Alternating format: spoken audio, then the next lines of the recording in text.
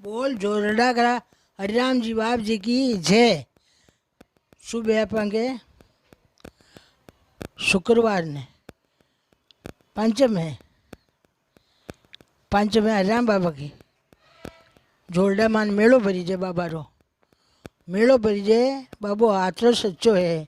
बाबो इतनी रिक्शा करे हाजिर आपांगे जेका बस तन मनु जावा तो बाबो हाजिर है।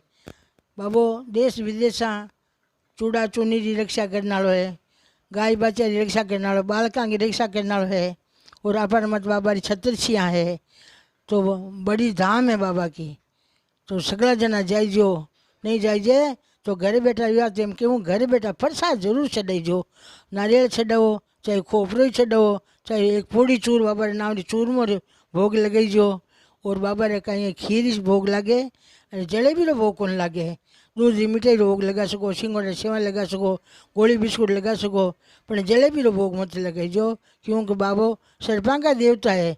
तो बाबो सरपा वजूबा जलेबी में घेर बनी बार नहीं छड़ानी। और बाबा ने सच्चा सच्चा परचा योड़ा बाबा रा मारो मोटो बीड़ियो संग आज आयोड़ो है बीड़िया से देखीजो बड़ी बड़े बाबू कार्य सारोड़ो है। बोल राम बाबा की जय।